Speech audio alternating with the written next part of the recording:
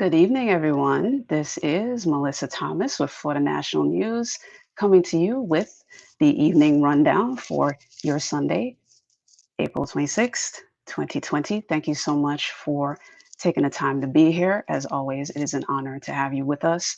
You could be any place else, tuning in to anything else. So we always appreciate it when you spend your time with us.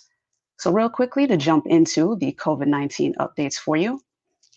So of course today the numbers are, 2.8 million, 2.8 confirmed cases globally with COVID-19 and over 193,000 confirmed deaths according to the World Health Organization.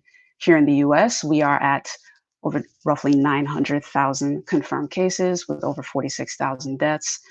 And here in the state of Florida, according to the Florida Department of Health, we are currently at over 31,500 confirmed cases and over 1,000 confirmed deaths, unfortunately. Now, going into a little bit of world news as COVID-19 is concerned, the country of Spain is finally starting to experience a little bit of relief as they slowly begin to reopen after a 6-week lockdown. And a particular population over there that is happy are the children under 14 years old. They have been under complete lockdown for 44 days.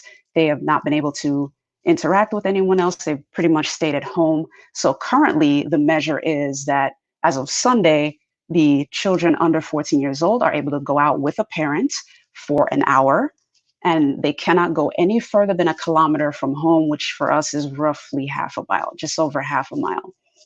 But so far, that is one of the first steps in Spain beginning to reopen in the midst of easing their lockdown in the fight against COVID-19. Now, in a little bit of US/world news where COVID-19 is concerned, President Trump tweeted Friday that he'll be providing extra aid in the way of ventilators for countries in Latin America, including El Salvador, Ecuador, Ecuador, and Honduras. And on the Asian side of things, he'll also be helping Indonesia to receive ventilators as well. And as you've likely been hearing in the news over the course of the month of April, various auto manufacturers such as Ford, GM, and Tesla have converted their plants from producing cars to producing ventilators. President Trump made that announcement on Friday in a tweet, and he also had a call on Friday to discuss the aid that will be going out. Now, here on the US front, more specifically with regards to COVID-19, there's actually a Jacksonville lab that is in the process of producing COVID-19 tests for the nation. So congrats to the Jacksonville lab. Here's a little bit more of information about them. The lab is called Sonic Healthcare Bernhardt Labs, and in this past week, were finally able to convert their lab to produce the kits. It had been in the works since the outbreak really began in the United States. But as of this past week, they were finally able to begin production on the test, and they were able to successfully produce 130,000 kits in their first week of production. Now, their overall goal is to produce 150,000 kits a week to lead up to 1.3 million total tests to be distributed across the country to meet the COVID-19 needs. Now, a little more Florida news here. As you likely saw earlier today, Governor Ron DeSantis came to Orlando for a press briefing with the folks at Orlando Health to continue to provide updates for what's going on here with the fight for COVID-19 and reopening the state of Florida a little bit. What he talked about during his press conference, they went over a little bit of safety precautions with how to handle masks appropriately, because that is still a challenge. Folks, you've probably seen some of the videos around on Facebook, possibly even YouTube, on how to properly handle gloves. Now the challenge some people have been encountering is how to safely handle their masks with or without the gloves to be able to stave off the spread of COVID-19. But another important thing that the governor shared was that he received the White House roadmap for how to reopen the state of Florida. He called it a pretty good roadmap. And he says his emphasis is to reopen Florida smartly, safely, and methodically. When asked about when specifically he would reopen the state, he said he's not so much concerned about a specific date. He's more so concerned about making sure to do this reopening the right way to slow the spread and to make sure that there's not a second wave in the state of Florida.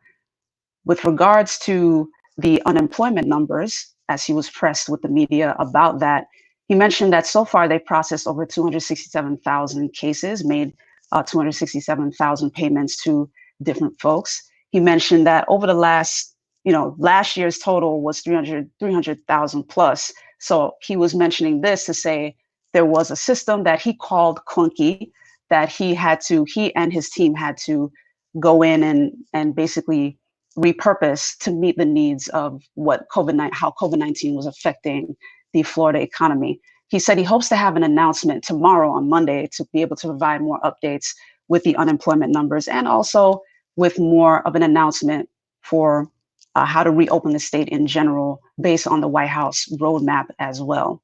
But stay tuned right here, FloridaNationalNews.com, as we continue to bring you that political coverage, state of Florida coverage, and all the different news updates. Now, going down to Miami really quickly, there's been a bit of good news there. As of right now, they can announce that they're almost 8 weeks murder free. They announced that for the first time since 1957, Miami has not reported a murder for roughly 7 weeks and 6 days. So that's quite a record for the city of Miami, apparently. So due to the COVID-19 pandemic, that was contributory. However, the report did state that some of these numbers were happening before the COVID-19 outbreak hit the US in earnest in February. So that's an interesting bit of news to know for the city of Miami. Now, jumping over to business news very quickly, as you guys likely heard my story last week about Shake Shack returning their $10 million towards the PPP fund because they've already secured funding. Another restaurant to follow in their footsteps is Potbelly. They announced Saturday that they will be returning their PPP funds as well. They received a $10 million loan, and they, like Shake Shack, did not expect the first round of PPP loan funding to run out as quickly as it did. So they're returning their loan and will begin to seek other funding to begin to shore up the losses that they suffered as a result of COVID-19. Roots Chris did the same thing. They returned their funding. Roots Hospitality, which is the parent company of Roots Chris Steakhouse, they returned $20 million in PPP funding. And Morgan Stanley is reporting that the PPP funding, $243 million out of that was allocated to publicly traded companies. Now, remember the audience question that I had asked you last week, like, do you feel the second round of PPP funding should go to large businesses or publicly traded companies at all, or if it should be exclusively for small businesses? Thank you to those of you who answered the question. We really appreciate your feedback. Now, jumping over to entertainment news, this is a bit of powerful news as well. As you've heard, a lot of the celebrities are doing what they can to fight COVID-19, whether that's through philanthropic work or even on the medical side of things. So speaking of the medical side of things, Tom Hanks and his wife, Rita Wilson, have decided to go ahead and give their blood in the research for a COVID-19 vaccine. As you remember, they contracted COVID-19 earlier in the month of March. They were able to finally return home at the end of March. And Tom Hanks said in a recent NPR interview that he wanted to find a way to be able to contribute, to do something, to give back in the fight against COVID-19. And he and his wife had recently learned that they developed antibodies to the COVID-19 virus. So they wanted to make sure to be able to give their blood towards that research. So congrats to Tom Hanks and Rita Wilson for that. Jumping over to sports very briefly, you guys know we always touch on a little bit of sports. Now, if you remember last week, we talked about WWE furloughing and laying off a lot of staff and some of their wrestlers, some of their wrestling talent. Now, the announcement that's going on today is that they're actually, as a result of cutting back that way, they're seeing booming profits right now. So as of right now, their shares went up 14.6% as of Friday, and they're closing out their first quarter with $26.6 million in revenue. Their overall revenue has improved 60% to $291 million.